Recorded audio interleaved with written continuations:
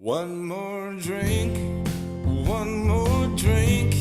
You know in the morning for sure we gon' stink. One more round, one more round.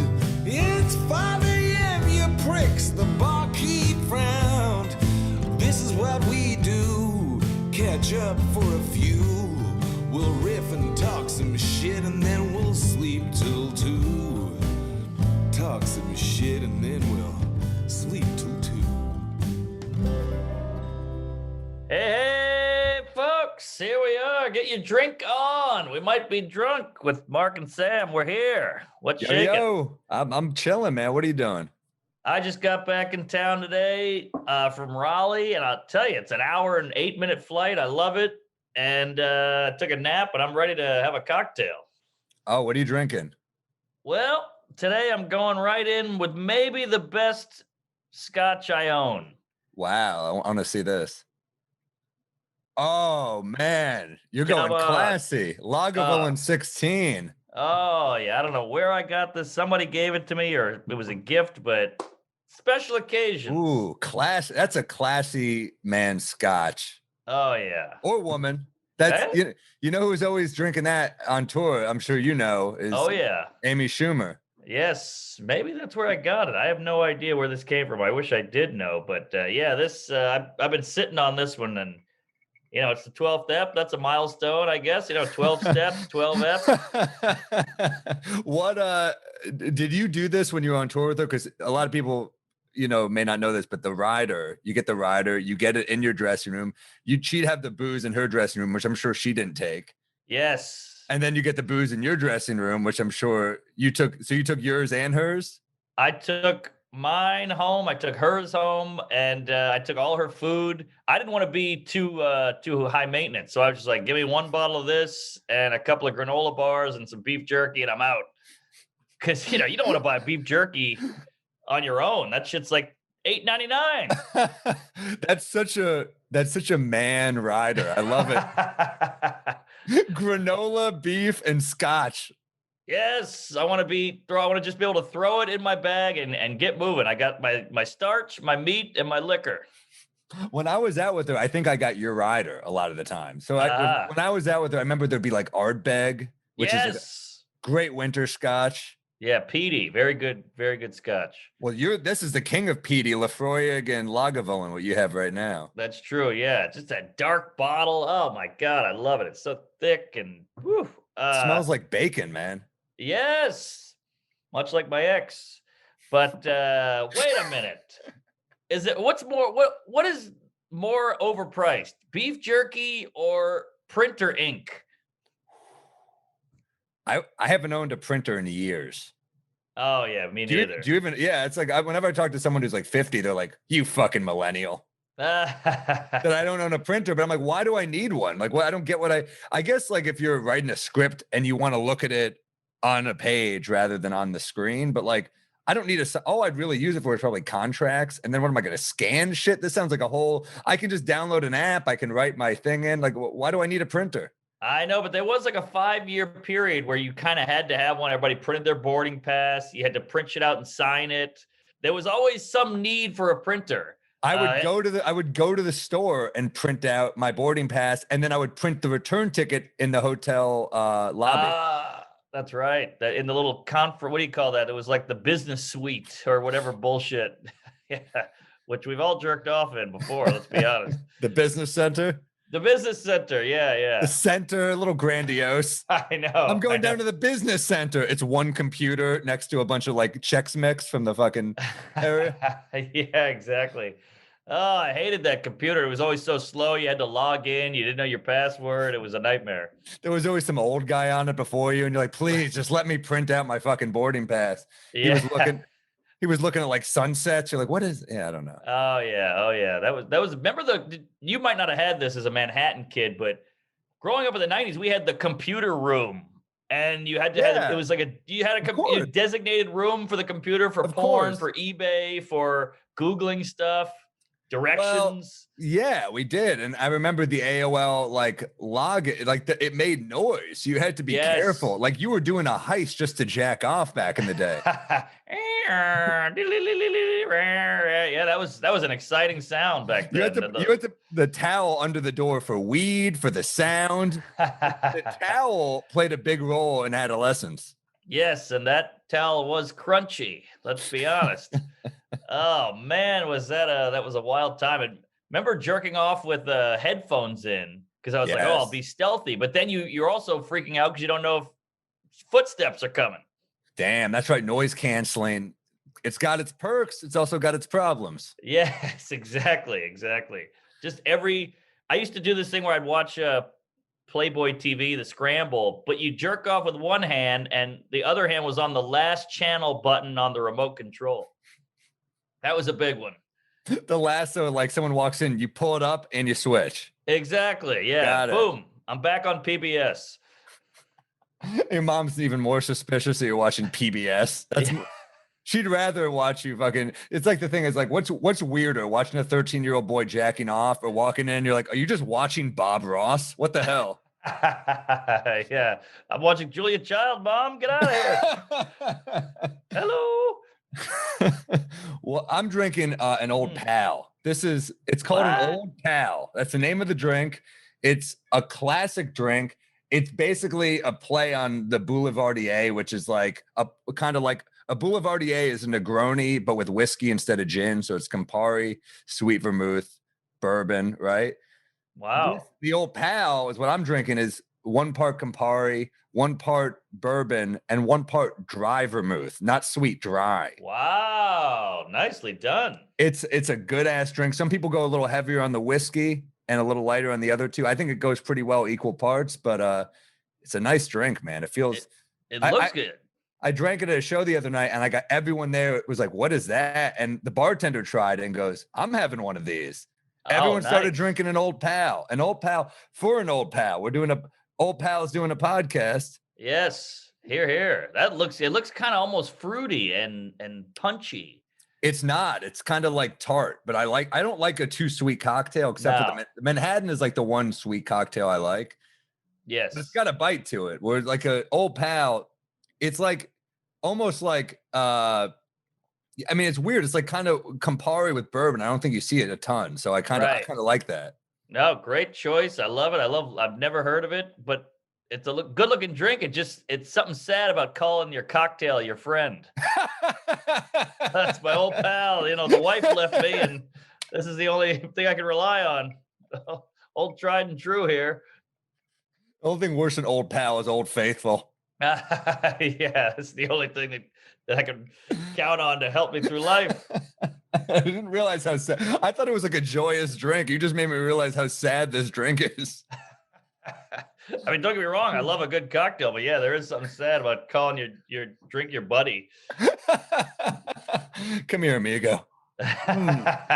Exactly. What? Give me any toast this week?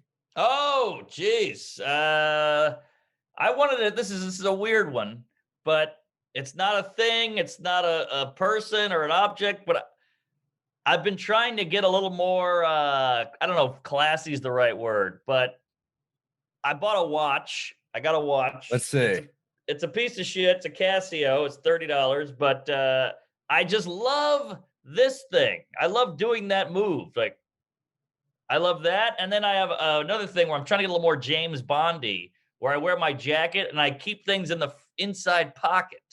Ooh, I love an inside pocket. Don't you feel cool pulling shades out of there or pulling a pen or whatever it is, your wallet?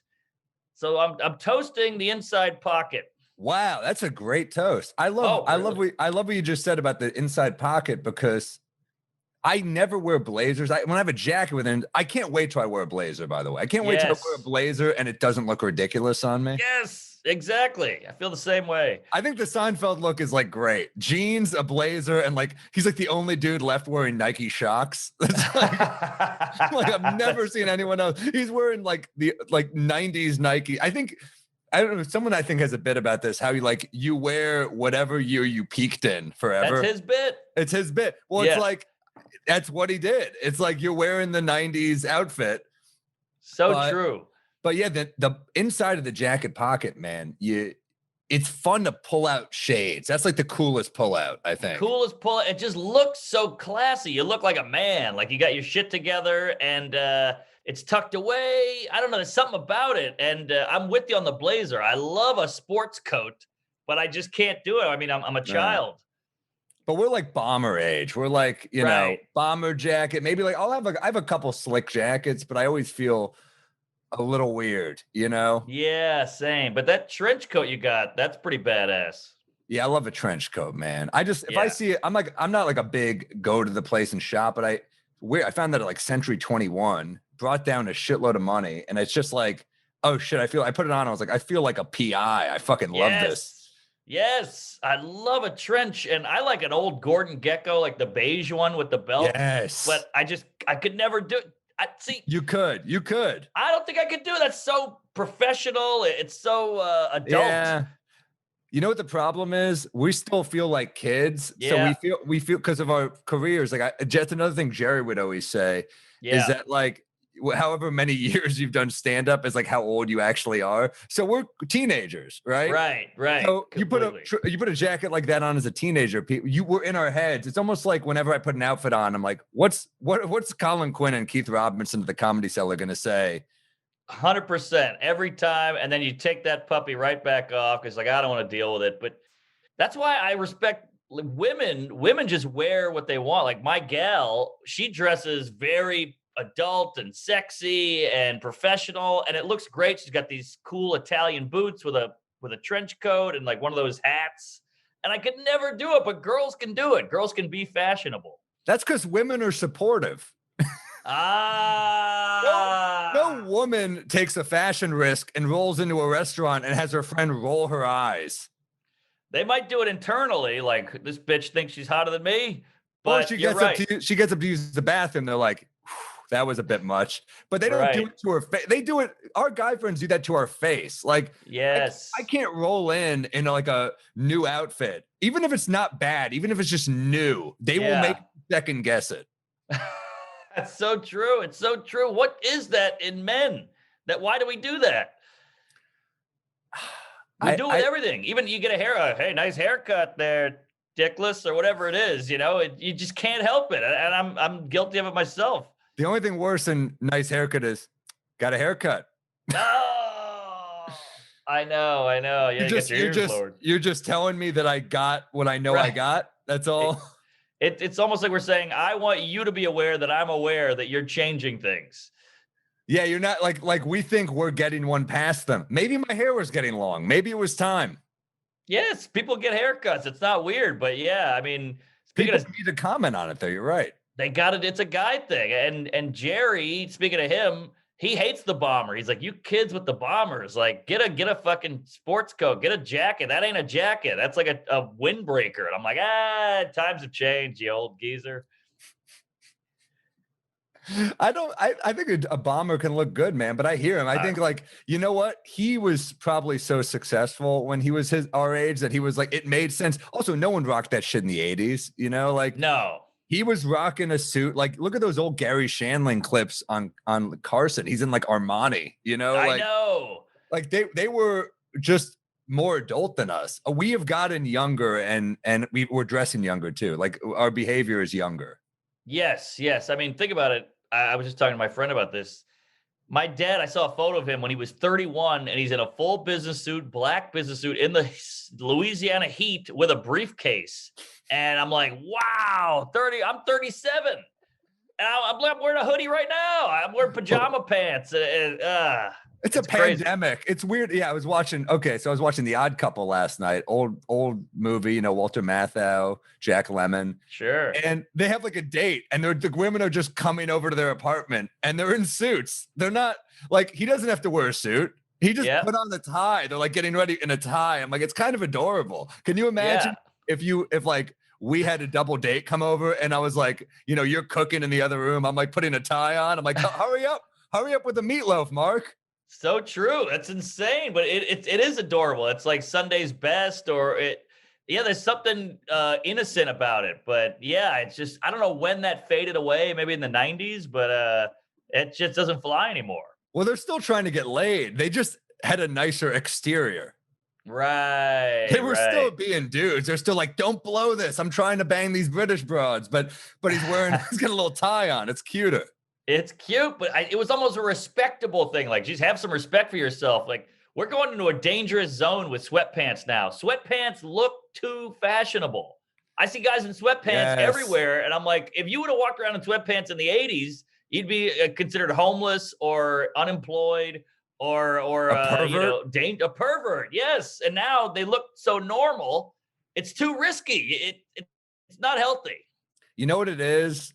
It became uncool to try. Aha.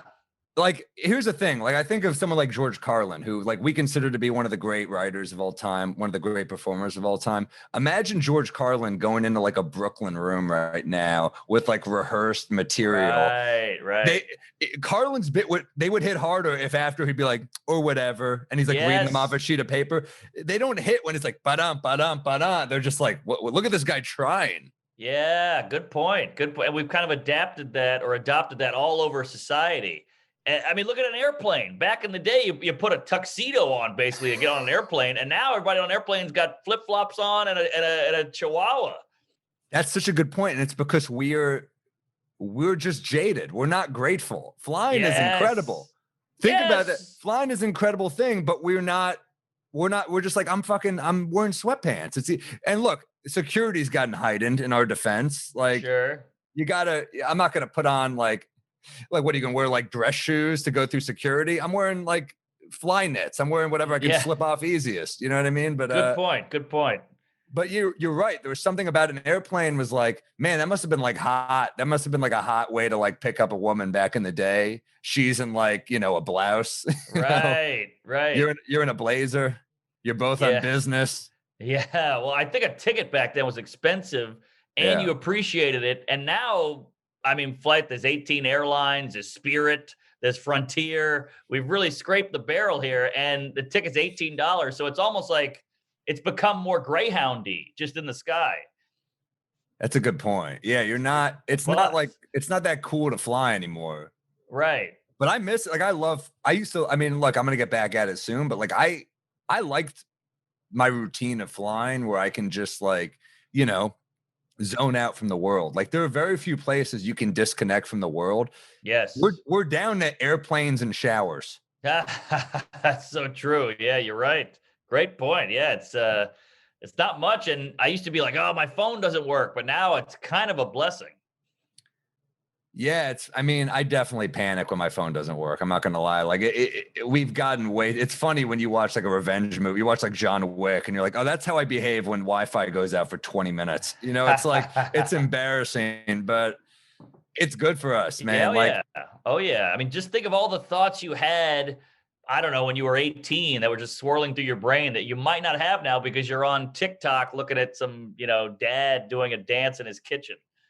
It's so true. And man, Scorsese had a great point in an interview recently where he said, like, movies aren't about an algorithm. You know what I mean? Like, algorithms are bad because it doesn't put good shit to the top. It puts what's getting engagement to the top. And engagement isn't necessarily good. Yeah. Whereas this dude, he puts so much work into what he does. And like, shit, if it was like, if whatever equivalent he was in another, say he was trying to break on social media, no one's going to see his shit. Right. They're going to see like the Transformers equivalent, right? So yes. Great point. I mean, you can do that with McDonald's. McDonald's is 8 million served. It's got 6 million people coming out of there every day, but it's still shit. It's McDonald's. I like McDonald's, but I like it as shit. Yeah, well, yeah, of course. But if we're putting top-notch restaurants, you're right. McDonald's is going to be the TikTok above it. It's going to be algorithmed above it just because it's hit more. So yeah, that's not a good measure of quality. It's just a good measure of quantity. Yeah. I don't know, man. Algorithm, just the word upsets me for some reason. I'm just like, I don't like that I know the word. I don't like that we have to know this much. You're so right. Like, people used to just be able to open their minds and just go for a while. Like, I have to be like, this clip, get this clip done, get this clip done, get this clip caption. Like, you can't just disengage like you used to and still have a career. I know, it's horrible. And some people have done it.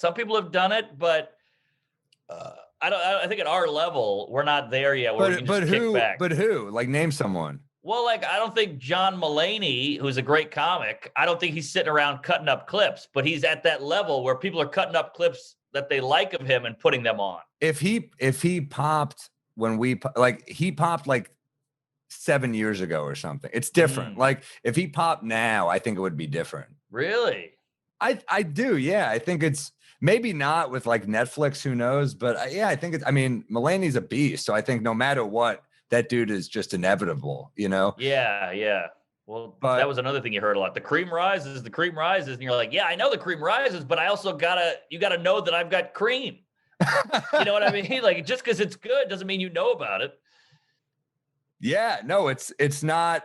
And it's another thing when people want to discover shit on their own. Like, how often do you recommend a show to someone and they're like, yeah, I'll watch it. Yeah. But they don't watch it. They want to discover the show. So true. It's kind of like when you got that cunty boss, you got to let the boss think he came up with it, and then he's on board with your idea. You got to make sure he thought of it in a weird way. It's kind of human nature, but yeah, it's how people are wired. Yeah. It's like a blind date. Like, if I'm like, you got to go out with this chick, you're going to love her. Oh my God. You're like, all right, easy. What's her problem? Why are you pushing her so hard? But if you had bumped into her at the Starbucks, you might be into her. Yeah. Availability is unattractive. Yeah. Oh, you got that. I mean, right. it's speaking of Woody Allen. I mean, like, the Groucho Marx show, we've talked about it forever, but like why do we, I don't want to be a member of a club that's going to have me. It's so true. But in every part of your life, I think about that shit all the time. And by the way, speaking of blind dates, that was going to be one of my recommendations for this week. Rewatching old clips of the show Blind Date on YouTube. Oh, I used to love that show. Dude, it's such a good show. Yeah. The writers are fucking witty. Like, whatever the captions they're putting, it's a train wreck. If you haven't seen it, it's like from the late 90s, and it looks late 90s. Yep. Horrible graphics, like weird pop-up animation. Man. And it was fun, though. I mean, it was a slice of life. It's so good, dude. And it's usually a train wreck of a date. Like, they get way too. I'm watching them drink, and I'm like, they just have 7 drinks on a first date. Yeah, they go at it. That is like almost like they're like, this is America. This is what people do in America. They get this fucked up on a first date.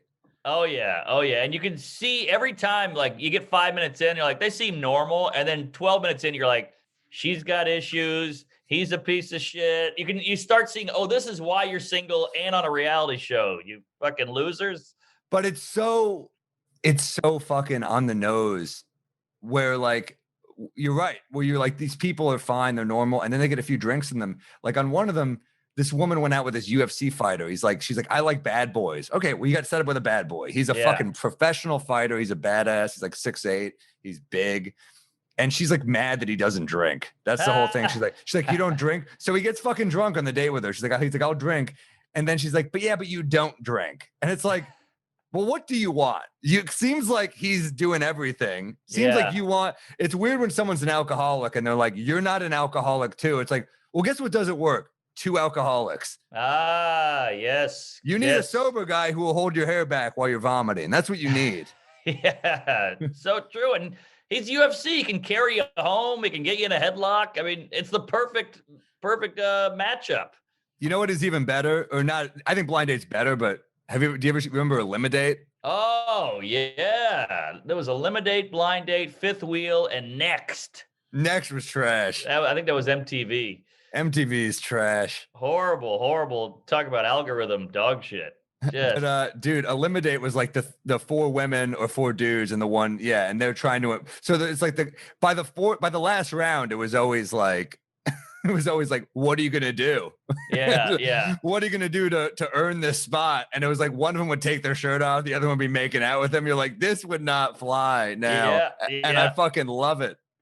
It's so fun. And that was normal TV. That was on basic cable or prime time. And I think Singled Out might have been Yes. the what is it? The gateway drug, or what do you call it? The epicenter, the beginning? What do you call that? The first one that starts it all. The groundbreaker. I don't know. Yeah, But something. you're looking for a negative term. That's just a term. It was the precipice. I don't know. Ah. What about, so were you Jenny McCarthy or Carmen Electra? I watched both because I was into both of them, but I think Carmen Electra's got a better face. Yeah. But I hate Jenny McCarthy. I don't like when we call her funny. I'm like, no, she's wacky. She's loud and goofy, but she's not funny. She's got nothing. She's got no zingers. You would have to, if you dated her, you'd have to pull, she'd be on. Like, oh God, I know it'd be a nightmare. Yeah, like, look, you're beautiful. You got a hell of a bod, but I haven't heard one clever quip. You're just farting. it was a lot of like, I'm hot and I farted. It was a lot like, I made a weird face, and you're like, fucking Jim Carrey. Holy shit, this is incredible. Yeah. And by the way, Chris Hardwick, what a dream gig. You get to stand there, read a couple cue cards and talk shit and get away with it. He's smarmy. He's sarcastic. He was just being a cock to everybody, and it was great. Yeah, that was a good, MTV had a minute, man. It's so funny how MTV just like collapsed. It's like, yeah, Viacom was just like, we're not going to adapt. So MTV, like, I mean, it's crazy to think how big MTV was. They could break you. They could make your career. Like, we got it on MTV. You're in. It's all just the internet now. It's so funny how it's like MTV. What was the last big thing? Catfish or like Jersey Shore? Catfish, yeah, those were both huge, I think. But it's kind of done. Yeah, MTV's over. But you know what was crazy about what's it called? Singled Out was that, they'd be like, blonde or brunette, and they gotta go blonde. So they'd be, all right, all you brunettes gotta get out of here. And then one of them, when the lady was in the chair, would go, big dick or little dick, and she'd go, get rid of those little dicks. And a bunch of dudes just walked away. You're like, wow. You're on TV just saying, I got a little dick and I'm getting kicked out. I was like, remember that with a tiny dick going, oh my God, this is so embarrassing. This is your TV moment. It was a nightmare. That's hilarious. Women will fucking do shit with like no body shaming and then fucking that around the corner. Body shaming is disgusting. Big is beautiful. And you're like, all right, well, apparently only on your side. You know what I mean? Like, totally. I mean, Chris Christie jokes are still flying. It is a hilarious about, and they'll say, women are more judged for their body, which look, they are. It's true. It's completely true. But it is hilarious where you're like, Chris Christie is like really fucking fat. You're like, fat. You're making fun of a dude who I don't know how he survived COVID. Like that's like a tough that we were like, you got COVID, and you're like, I'm sorry, dude. This might be it.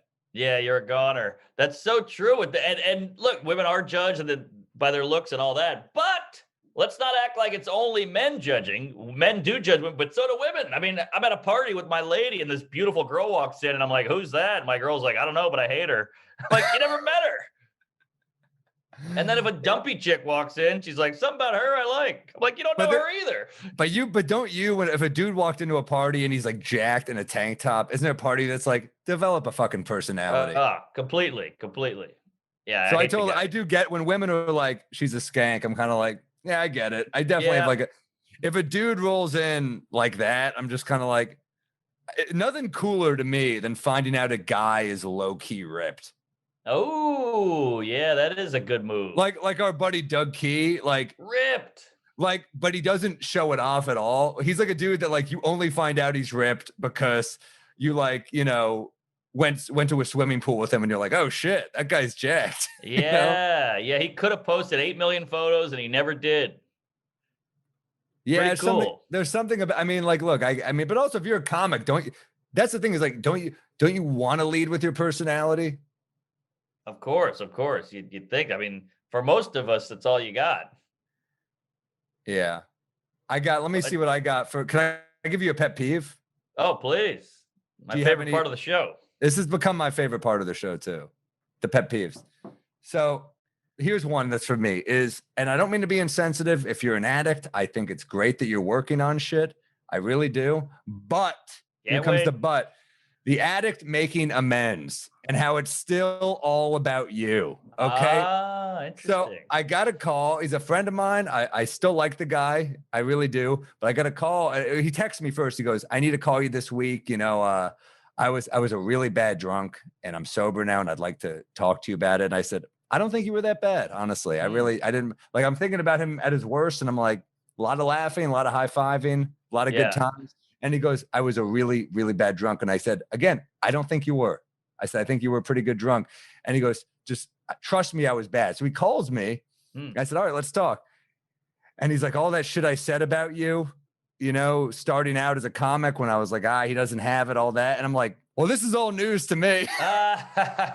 Wow. So it's one of the things where I'm like, okay, well, I'm glad you cleared your conscience. You ruined my day.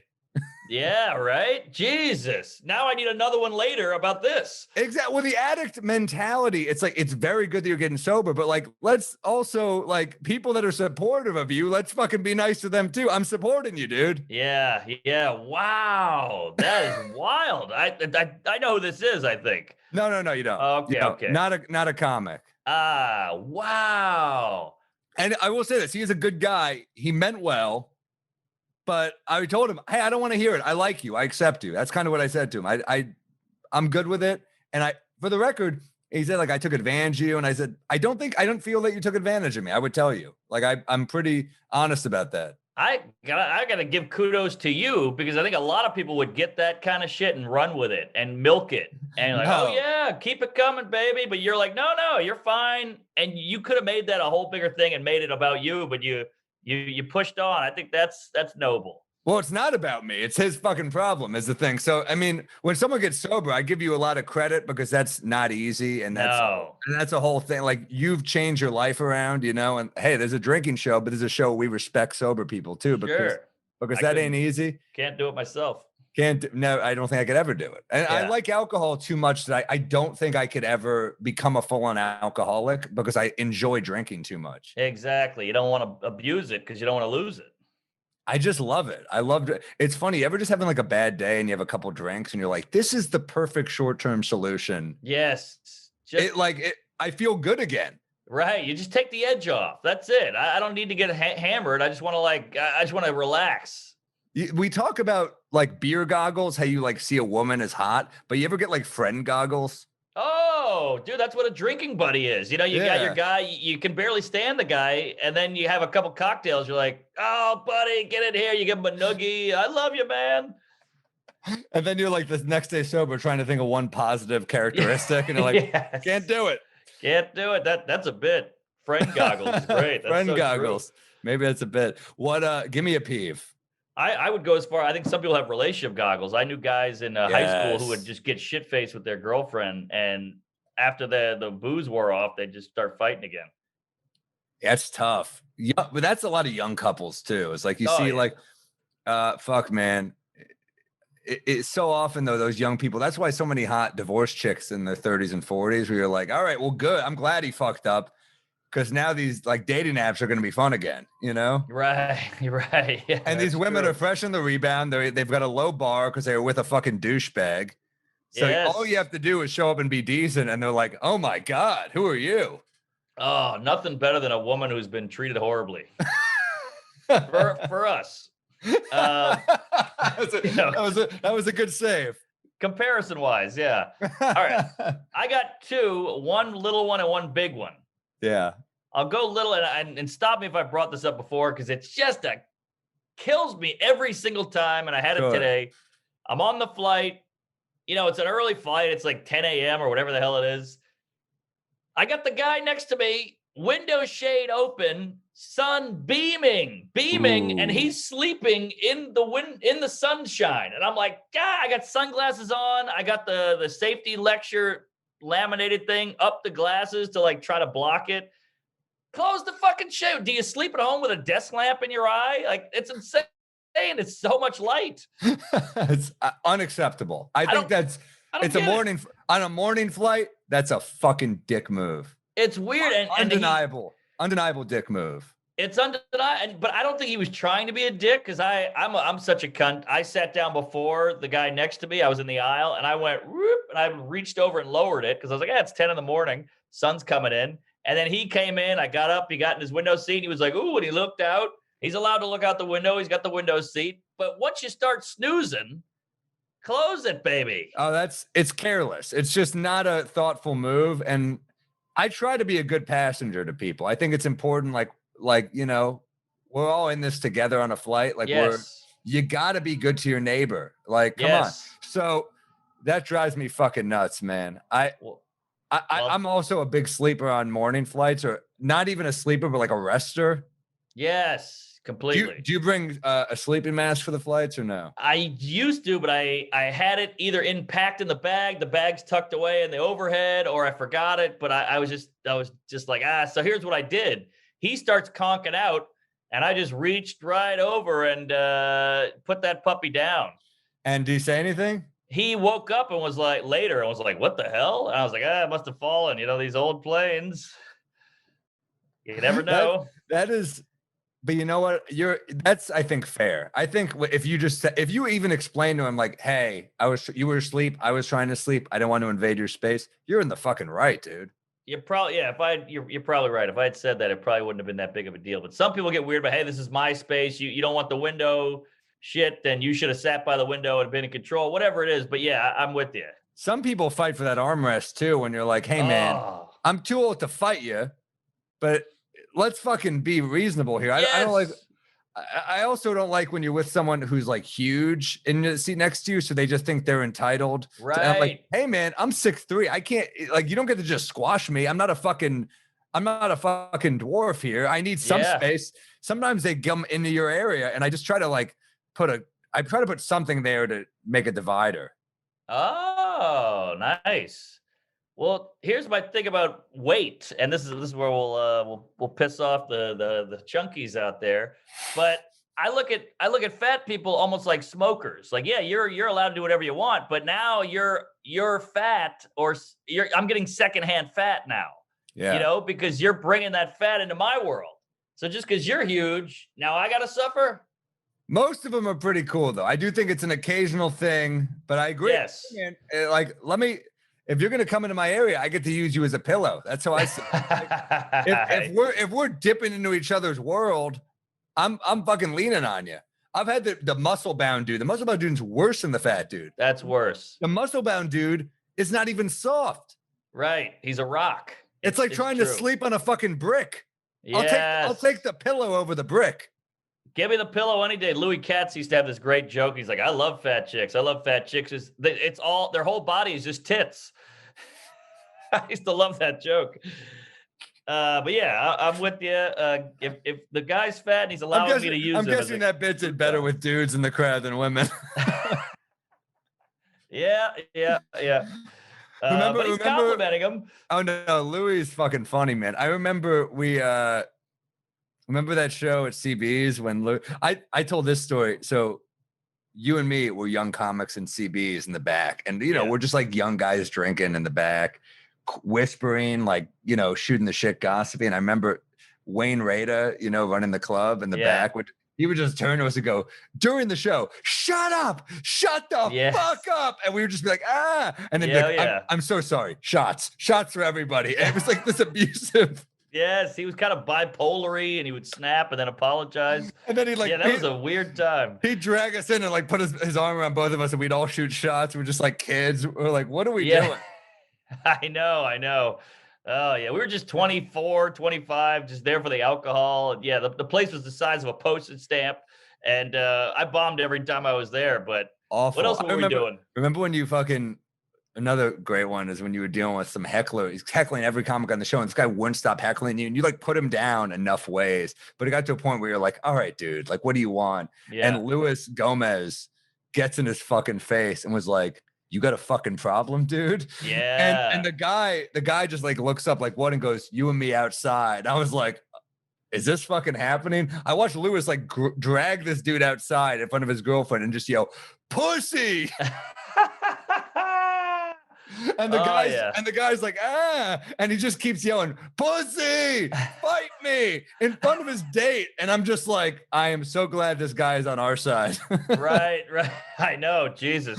He's not even angry. He just wants to fight somebody. He also was like, he had that thing where he's like, you fucked with my boy. Like, you don't fuck with my boy. So I was like, I'm grateful to Lewis. That's hilarious. Yeah, much respect. I still think about that. I appreciate that. Now, here's a CB's debacle I got into, and let me hear your angle, because I got yelled at for this, but I didn't think I was wrong. Okay. It's kind of a Curb Your Enthusiasm moment. So every night at CB's you performed, you got a free meal. That was like a big perk of the gig. That was, I mean, Wayne, who would underpay us, would be like, he would like pocket the money that he was getting that he would take from us. And then he would be like, but you need to try the chicken Milanese. It has a champagne vinaigrette. It's one of the yes. And we're eating dollar slices. We're eating McDonald's. So we're like, oh my God, a ribeye or whatever it was. I took a girl there on New Year's because of the free meal. I accepted. No, he fed her on New Year's. Oh, it was that's nice. The big deal. But it was like, that was a big deal. I'm like, free meal. Yeah. All right. So something happened where I went to some show and I got a bunch of free food.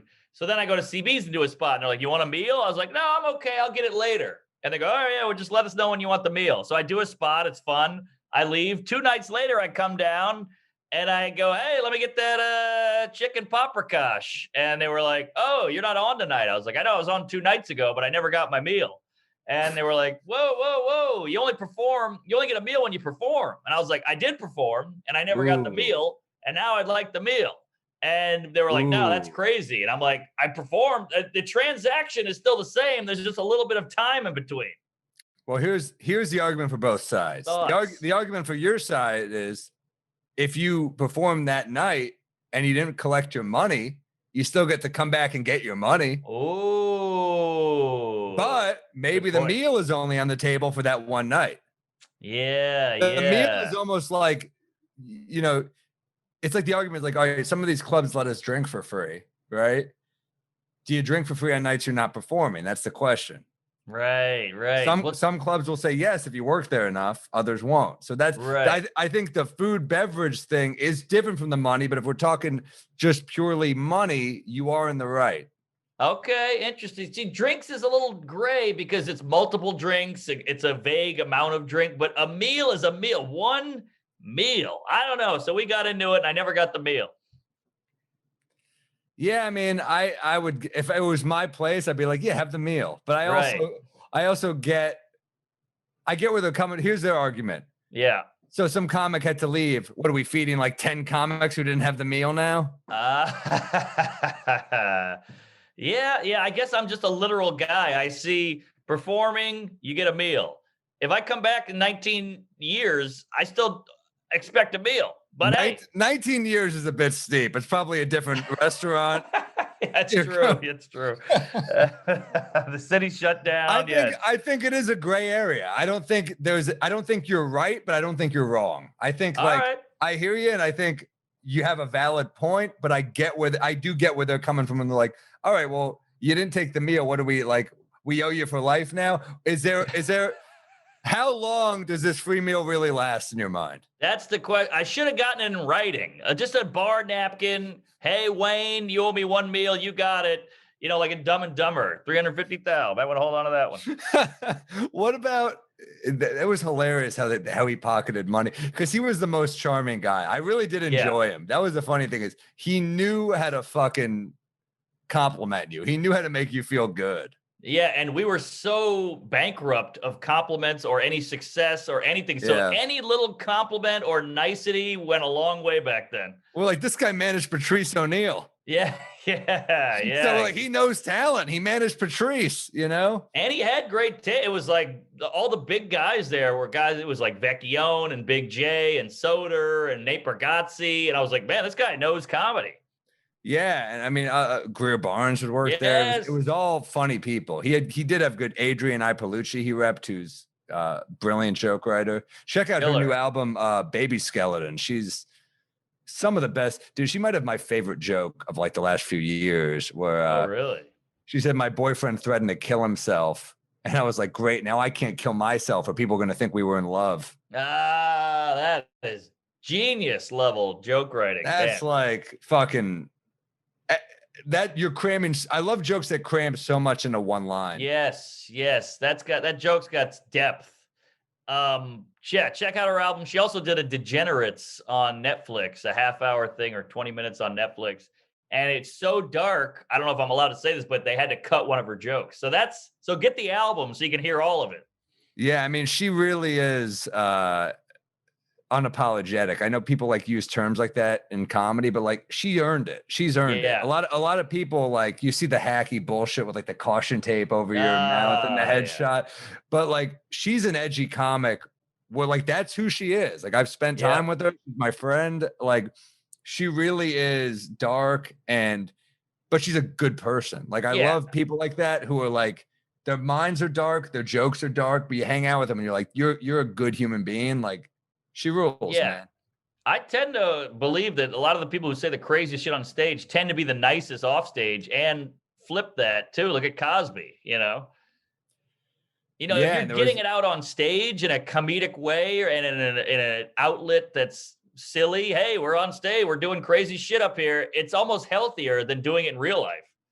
That's a good point. It's not just comedy. It's almost like anything where you're like, I'm the sweet guy. Yeah. Like I'm the sweet guy in the show. I'm the musician who's abstinent, But then you're like, oh, this dude's into like fucking femdom getting pegged and like fucking, banging kids and shit. And you're just like, oh, because he was hiding so much that he just had this dark side. Yes. But if you're like there was this famous quote, I think it's Gustave Flaubert, said, be violent in your art so you can be ordinary in your life. And that's kind of a cool way to live, I think, where you're like, all right, I'm getting it out. You know what I mean? So, yes. I don't think Wes Craven is killing people. He nails it in the art.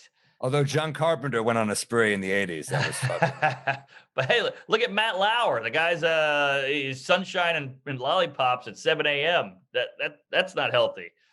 Yeah, but then at the same time, like, I think like Jimmy Fallon is that dude. I really do. Like, I think he is that. I think he's like, I think he is that nice upbeat guy for real. Yeah, he's definitely a nice guy, but he likes the sauce. And I think he's a drinker. But that's how you cut it. But Fallon is an old school entertainer. Like he is like, I'm going to sing and shit. I'm going to dance and shit. And I'm going to fucking get lit up on booze. Like that's how he's almost like a Dean Martin type of dude. Right. Where you're like, so I mean, I think that's cool too. I mean, I don't watch any late night. I'm not going to, who watches late night anymore? Really? I don't know. I think Fallon's wife, and that's about it. But no, I'm with you. It's a kind of a dying art, and especially the pandemic really was almost the nail in the coffin for it. So yeah, it's tough, but I respect it. I mean, when we did 1 million late night sets, and it's fun going to 30 Rock. It's fun putting a suit on. So fun. We talked about the suit. The suit is only appropriate for like. You didn't wear a suit on the Conan, but you wear a suit on like Fallon, Colbert. Yeah. Do you wear it? Those are the only two? That's it. Yeah. There's something about that Ed Sullivan Theater. There's something about the 30 Rock. It just feels old school, feels suity, feels a little more high end. Whereas Conan, you got your t-shirt on. They always throw in, they'd appreciate it if you wore a suit. Yes. Exactly. And look, I hum and haw and I go, oh, these fucking suits, but I enjoy it. I'm not gonna lie. Yeah, it looks good, man. It's cool. It's cool to have like one picture of us where we're in like a fucking tailored piece of clothing. Yes, it's rare, but it's nice. You know what's the best is you get a shot of us at Joe List's wedding or something. We're all getting hammered in suits. That is my favorite photo. We look cool in suits, and we're like, fuck, we would have been like cool businessmen. Yeah, I know. A couple of madmen doing ad sales or some shit. Fuck. Madmen, dude. Oh, that would be my dream if I didn't do comedy. Just because it's creative still. You're still you're being creative, but you still get to get fucked up. It's close to comedy. Weirdly. Right. It really is, yeah. And it involves pleasing people and all that, but it's still a little too much responsibility. But let me give you my my big pet peeve. Please. And this is an epidemic all over the world. So I'm going to say this, and people listening are going to go, shit, I feel seen, or whatever the kids are saying. But People are saying the word like too much. It's a problem. I was eating like buffalo wings the other day and they were like so hot. No, you were eating buffalo wings. You weren't eating like buffalo wings. Drives me nuts. Sometimes people I get love it. three or four into a sentence and it's so unnecessary and it hurts language. There's adjectives that can really spice up a sentence and you're saying this is like another word. It's like this or it's like that. Just say what it's like or what it is. I love drives it. me crazy. It's not just like or whatever. It's like, so, okay, cool story. I got to send this to you. My history teacher in 6th grade was a slam poet and he was fucking What? hilarious. Like Wow. one of the funniest people. His name's Taylor Molly. T-A, how you spell Taylor, and then M-A-L-I. Really Okay. talented dude. He does slam poetry, but it's fucking like it's written like stand-up. It's like Carlin-esque type of like wordplay. Yeah. And he has a bit called like, I think the one that's really popular is called or like whatever. Where he mocks people who go, I miss people having confidence in what they're saying. So that's the whole thing he's mocking. And I totally agree because what happened to that? Like people used to, so he said his closing line of this rant is he goes, it's not enough to question authority. You need to speak with it as well. Ooh.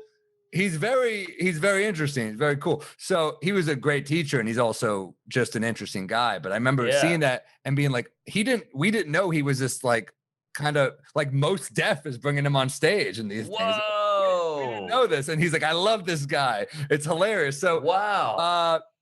Yeah, he was a cool guy. So anyway, yeah, I'm with you, man. It's in the vernacular now. It's part of the culture. And you got whatever. I would throw in is a big one. So I was watching I'm guilty of it. No, you're watching something. Come on.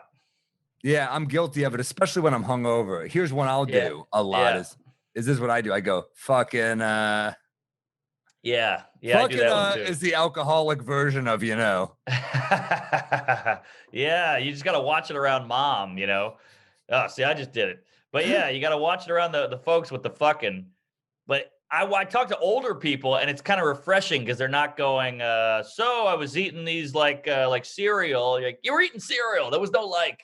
I have a neighbor who will do one. He does this. He always goes. He sees me in the hallway, and he goes, "Hey, have a good night, huh?"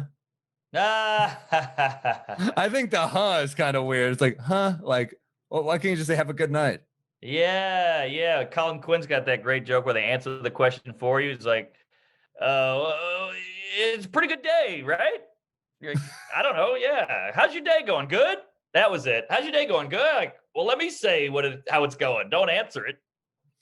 Yeah, we've gotten lazy in language. I mean, that's what it is. We're just very lazy in how we speak. And people speaking confidently is refreshing. It's refreshing, and people speaking with just the right amount of good words and not kind of prolonging it because they can't think of good adjectives. It's so nice. A storyteller who can't wrap it up. Someone who just takes a greedy. What if I did this for like 5 minutes? Someone who's just greedy with their language. Someone who's greedy with their language and like whatever. Yep. Exactly. Someone who's greedy with their language and can't wrap it up. Like, use your word economy. Use your know. Also, you'd think attention spans are getting shorter and shorter, so you'd think we'd be quicker with the shit getting it out, but it feels almost like we're taking longer. We are taking longer. Yeah, our attention spans have gotten shorter, but our stories have gotten longer because we're getting dumber. Hey, now that was a good sentence. You got it all in tightly. That was perfect. Attention spans are getting shorter. Stories are getting longer. We're getting dumber. Boom. There is something about that where when you're with someone who can tell a story, it feels so good. When you're like, I can be around you. Yeah. That's one great thing about hanging with comics is you can tell they've told the story a few times. It's got the beats. It's got the ending. It comes together. It grips you in the beginning. Nothing worse than the guy who's got the story with no punch. I love a workshop story. Some people are like, you fucking, oh, you've clearly told this to a bunch of people. Like, what are you working on? I'm like, give me the work done story. Yes, I want the hits. Play the hits. I don't want your new stuff on the story front. Yeah, I don't want to see fucking Journey work out new material. Yeah. What play Don't Stop Believing and get off the shave, all right? Yeah, I don't want to. Don't stop like believing in things. Whatever, you know. Come on. I got another good. I don't know if I complained about this pet peeve last week as well, but did I say this? The people that bail on plans but then text you, "Where are you? I'm meeting you right now." Did I give you that one last week? No. What do you mean? Well, people were like, "All right, let's tomorrow night I'll come over." You're like, "Yeah, sounds good. Come over tomorrow night." And then they're just like, they don't come, but then they're like, 2 days they text you, "Where are you? I'm meeting you right now." And you're like, "Wait, what?" Oh, yeah, I don't like that. That makes me feel suffocated. Like they think, hey, I blew off this one, but I'm making it up now. And you think, hey, you're making it up for you. I'm not ready. You never checked in on me. Well, that's the tough thing about us is that like our dates are on websites and shit. So our friends, like we can't blow them off. They could find us. Yeah. Yeah. True. Ah, that is tough. But sometimes you're just not up for a Zoom, but you can't really bail on a Zoom. Tough to bail on a Zoom. Also tough to be late on a Zoom. Yeah, not a fan of that. If you're not there on the dot, you're kind of a dick. Yeah, at least send a text like, "Hey, I'm running home. I'll be there in 2 minutes." Something. But yeah, just the straight up late is tough on a Zoom. Oh, this is one. This is a good drinking one. People who don't accept that you won't take a shot with them. Oh, that's a nightmare. I'm in my 30s here. Come on, I got a cocktail already. You want me to have liquor on top of liquor? It's like, hey man, whatever, okay? Yeah. No, I'm fucking around. No, but people that don't accept it, and you say, hey, I'm already doing a drink. I'm a sipper. I'm a fucking adult. Adults sip, children shoot. Okay. You want to be a kid or do you want to be an adult? Choose a path and stick with it. And this assumption that I want that. Dude, I bought you a shot. What the fuck? Yeah, but you didn't even ask me. What if I just bought you a dress? You gonna put that on? There's no. You didn't even ask me what I wanted. I'll do the shot if you put the dress on. How about that? There we go. Yeah.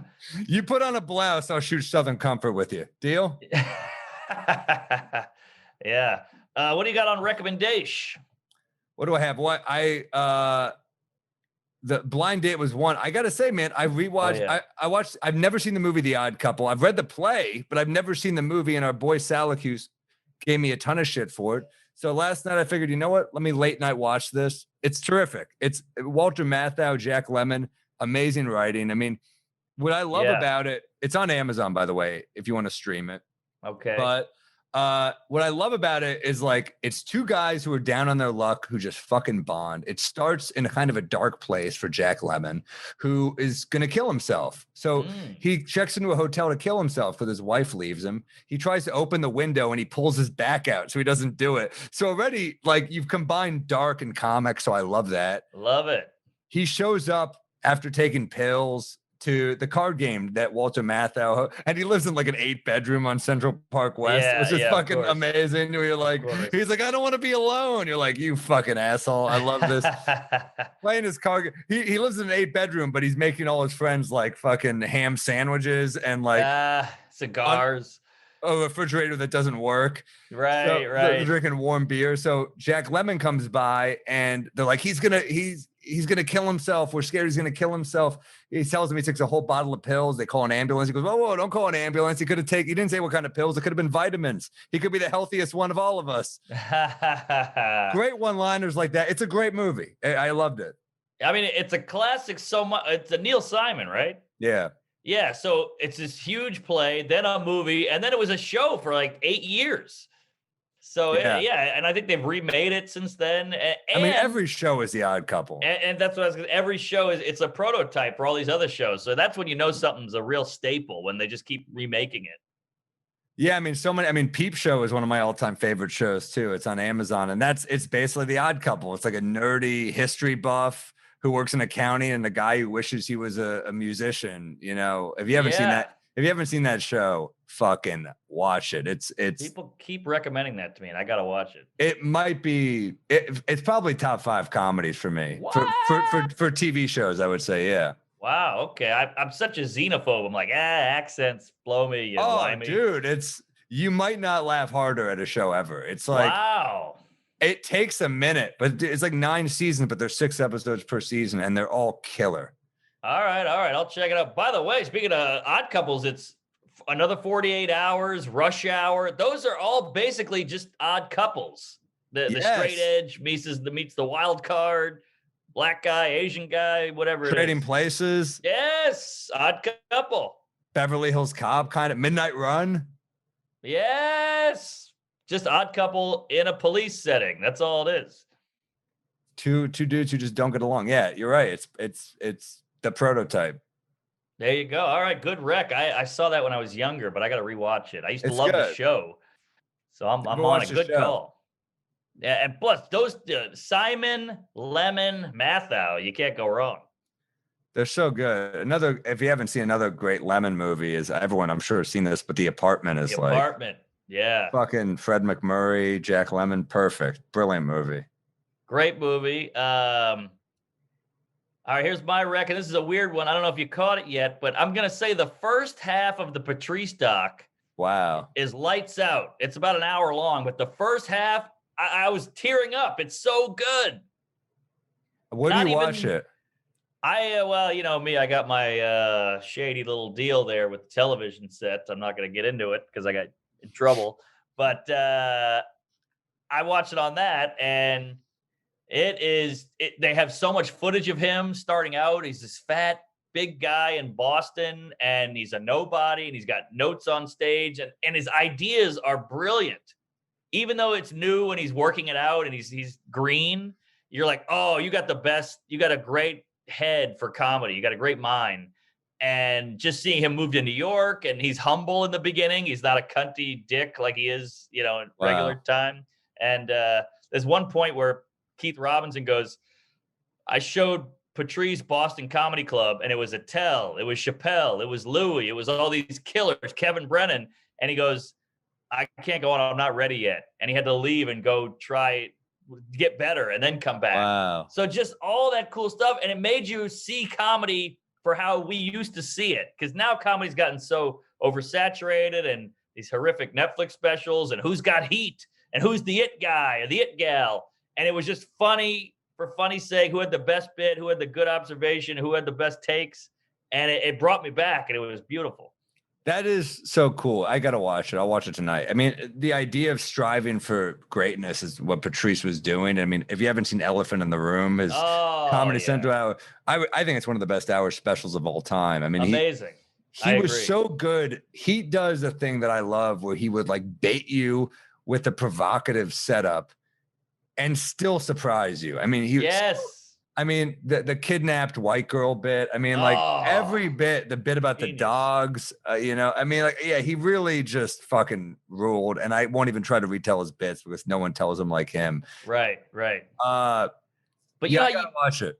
But so much has changed. We're like, now I'll be writing a joke about a black guy, and I'll just make him a Jew in the joke because I'm like, I don't want to deal with the groans or the. So I end up trashing Jews at half my act because I'm like, well, this was about a Puerto Rican or an Indian. And everybody's fine with Jew. And you just know I'll come to your fucking rescue if shit goes bad. Is that what it is? I just know because I guess you guys are doing so well that people are they can take a joke. They're strong. No, I don't think so. I mean, like there was a whole thing about Che got shit. That's last true. week, so I started looking into it, and of course it's fucking ludicrous. Of course it's like an inoffensive joke that our buddy Che told, who's so fucking like. It was so innocuous. I watched it over and over. And so just silly, and like Che is such a fucking sweetheart. It's so weird that people and he's also a fucking brilliant comic. I mean, he really is. Comic. He's one of the funniest people. I know. I think it's a great sign that a week ago the right hated him or the left hated him, and then a week later the right hates him. That's what you should be doing as a comic. You should just be pushing buttons all over the place, not biased. It's a good point. I mean, like Bill Maher is constantly in shit, and I like a lot of what he says, man. I love it. I mean, I'll say this about Bill Maher too: love him or hate him, there is not a human being who has a more diverse group of guests in terms of their views. Great point. I don't think anyone on TV, like MSNBC has their mission where they're Yep. like, everything's going to be this. Fox News has their mission where Yep. everything's going to be this. And Bill Maher's like, yeah, he leans liberal for sure, but he pisses off liberals more than anybody. I know. And he has, I think people were pissed he had Megyn Kelly on. I was like, I listened to their talk. I thought it was pretty reasonable. So I agree. I think a lot of outrage is like currency now. Outrage is, completely. and I think Bill Maher, I think his show is great. I really do. It's not only great, and I must sound like a pretentious company. It's important because if we don't have, they give him shit for having Megyn Kelly on, but don't you want to hear if she's the enemy? Why wouldn't you want to get the ammo? Let's hear what the enemy has to say, or whatever it is. It's so stupid. It's so stupid. We're closed-minded. I think more shows need to kind of have less of an agenda. Yes. And more of a show, because I think you learn more about not just that, but about yourself, where you're like, oh, this is actually like a more, I hate using the word safe, but like if you have a conservative on MSNBC, they're only having that person on to like sell the talking points that they want to sell. Those are like pre-approved questions, right? Yep. Same goes for Fox News. If you have like the Fox News liberal. So it's like, when this is HBO, which obviously is a fucking liberal, network. I mean, look at what they're making. But I mean, Bill Maher kind of has the guests that he wants, so it's it's kind of cool. I think it's kind of cool that show exists, and I completely agree. I see people trying to drag him on social media, and I think it's it's unfair and it's wrong. I mean, let the guy do his thing, and you're still watching. I hate these people like, oh, well, can you believe you had this guest? I got to see what he's got to say. Well, then you can't shit on it if you're going to watch it. I also think it's kind of interesting. Like he had Milo Yiannopoulos on when Milo had all that heat. And like, guess what, man? Sometimes you have those guests on and they fizzle out. And that dude, like he fizzled out, like let him make an ass. People are like, to give this person a platform. I think sometimes exposing people is not having much to back up, their ideology. If you have them on, it is kind of good. I think it's kind of nice to let them hang themselves. I'm a little buzzed right now, so I'm not as articulate as I was an hour ago, but no, I completely agree. It's almost like when you get heckled and you kind of just pause and let the guy dig his own grave, and you barely have to do anything. It's the same thing. I'm not welcoming hecklers. I'm not approving of it. I'm just letting the guy hang himself with his own rope. That's a good point. Isn't it great when you just have to repeat what they say and keep teeing it up, and then you just get that one hit and you're like, I'm out. Yeah, nothing better than when they say a line back to you and it gets nothing, and you go, "It's not that easy, is it?" Yeah, you're not that funny. I've been killing for 45 minutes. You can't even get one line out. You fucking coos. Coos is a good one. What? Do you have any bits you're working on? Oh yeah, I got a couple. Had a fun, productive weekend. Let me see. Here we go. This one's all over the road, but maybe you can put it together. I get the same one, so okay, so we'll help each other. So everybody always says, "Oh man, they don't like an opinionated woman. Men hate an opinionated woman." And I'm like, I completely disagree. There's nothing worse than a woman with no opinion. Where should we eat? I don't know. What kind of food do you like? I don't care. Whatever you like. And you're like, give me an opinion. And then the joke is, even if a woman's like, hey, is it just me or do Chinese people smell different? I'm like, you're a keeper. It's such a crazy opinion. I'm like, this is interesting. At least we can bounce ideas off of each other. I want an opinion. There's nothing worse to me than no opinion. Maybe the angle is that like an opinion's good when the opinion goes too. Maybe I think it's funnier if like she's got good opinions at first, and that's the third, and where you're like, all right, never mind. Like you want opinions to a degree. Yeah, they still have to be good opinions. I remember when Goodfellas sucks. You're like, wait, what? Exactly. Like opinions good, but you want the opinions to line up at some point where you're like, she's like, fuck, like feminist, that's opinionated. I love an opinion, but then what if it turns into like feminist where you're like, all right, I think women deserve equal rights. Sure, of course. I think men Sure. are fucking trash. Like, all right, calm down a second. Right. And then they go, oh, you don't like an opinion of a woman. Well, no, I just don't like that opinion. Yeah, maybe there's nothing here. No, hold on. There is something here. Okay. An opinionated woman. I like an opinionated woman To a point. to a point. It depends on the opinion, I guess.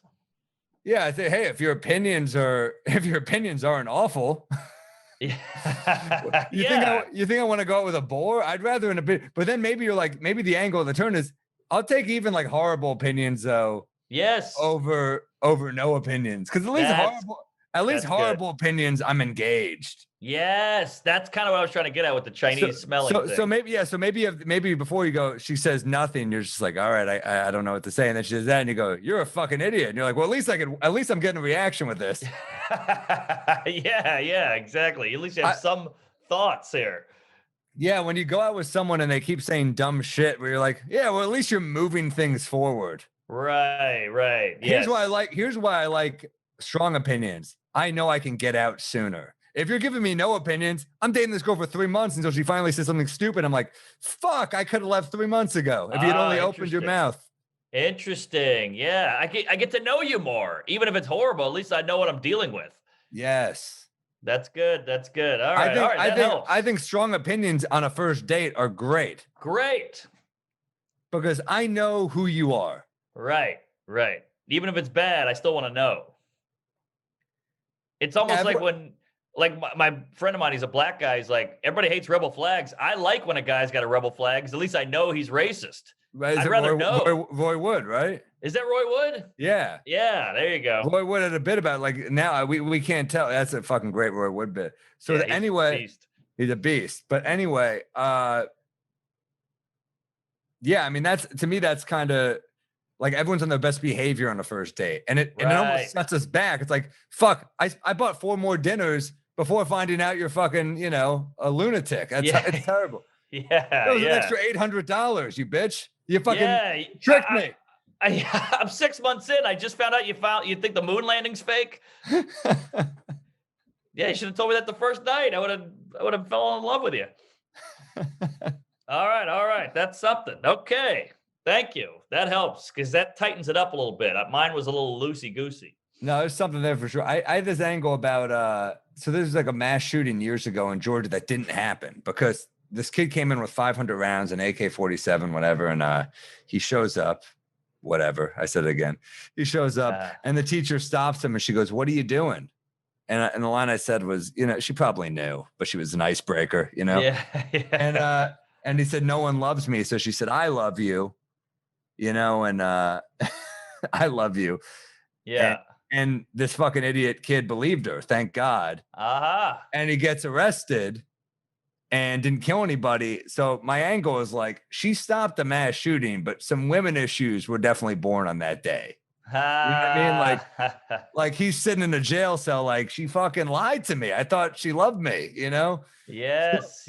So I don't know where to go quite yet. One of my thoughts was like that's going to be much tougher to pull that at the reunion. Reunion? The high school reunion. Oh. He goes back and she's like, "What are you doing?" And he's like, "No one loves me." And she's like, and he goes, No, I'm not falling for that shit again. Don't try to pull that. And she's like, This time, and he's like, "I've been burned before." And she's like, "All right, I don't know quite where to go with it, but like, I love you is like a grenade. You only get one. And so if he comes back, she's screwed. Luckily, he's in jail for life. But it also kind of proves that lying can save your ass. I mean, maybe if there's a woman out there whose husband is abusive and he's like, "You think I got a small dick?" She's like, "No, you got a huge dick." And he's like, "All right, I won't hit you." I don't know. Something where lying can save the day. We're taught not to lie all day long, but it can save you. I think lying when the other person's holding a gun is acceptable. There you go. If they're holding a gun, you could whatever it takes to get out of that gun situation. Yeah. Also, like, man, a lot of kids who are doing that shit, like young women, tell a guy you love him because they're the ones fucking shooting that shit up. Tell a guy you love him. If a guy is pissed about fucking heartbreak, he's not going to shoot up the whole school. This is because no one loves him. He's shooting up everyone. I don't know where to go with this, but there's something here for sure, right? I mean, there's definitely something here. And I mean, we've all done it with our girlfriend. She's like, do I look fat in this? And you're like, if you tell the truth, you'll get stabbed. So I'm protecting my ass. You got to lie sometimes. I think that's just the nature of life. I think, yeah, women say they want honesty at all times. Try being honest about everything and you will get killed. You have to fucking soften it, pour some fucking water in it, dilute it a little bit. Like, I mean, how many times has a woman got like, I've seen my friend and he's got a girlfriend and she's like, do I look good in this, honey? And he's like, you always look good, babe. And she goes, that's a good guy. He knows just what to say. Like, he clearly lied and you're happy about it. I think it's almost a man with a gun is the same reasoning as a lady all the time. You know, it's life or death all the time. With a guy with a gun and a woman looking for a compliment, it's the same situation. That's interesting. You have to always just go with the lie, whether it's a lady or a guy with a gun. A guy with a gun and a woman are the same. Yeah, either way, you're fucking finished. Yeah, either way, you're finished. Either way, you're dead.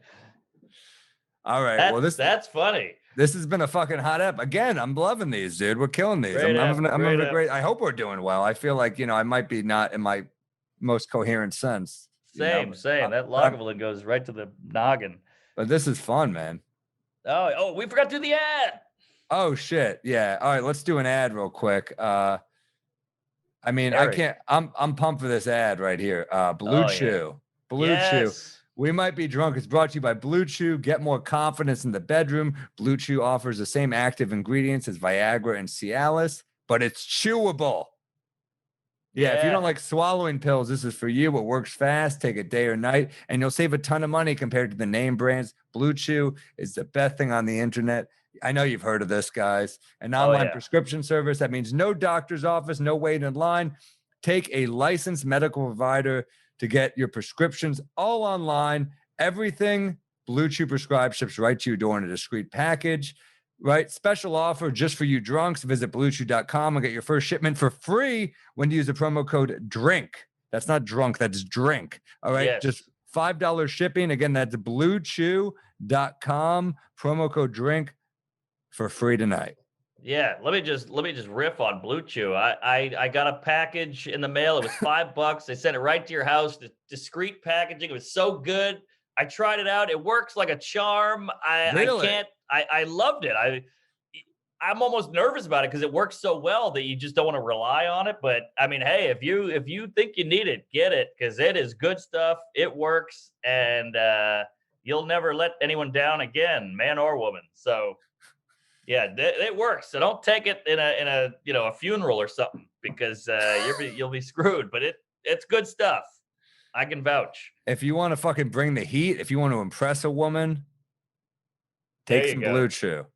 Yes. Here. All right. Good stuff. I will see you next week, baby. I can't wait to see what you're sipping on then. Can't wait. And listen to our Patreon at patreon.com/WeMightBeDrunkPod. Email us at WeMightBeDrunkPod@gmail.com with your pet peeves. If you want to hit us with a joke, a drink. If you just want to hit us with anything, we'll talk about it. And and give us 5 stars on iTunes. Yeah, we're on iTunes, Spotify, you name it. So tell a friend, spread the word, and keep drinking unless you're sober.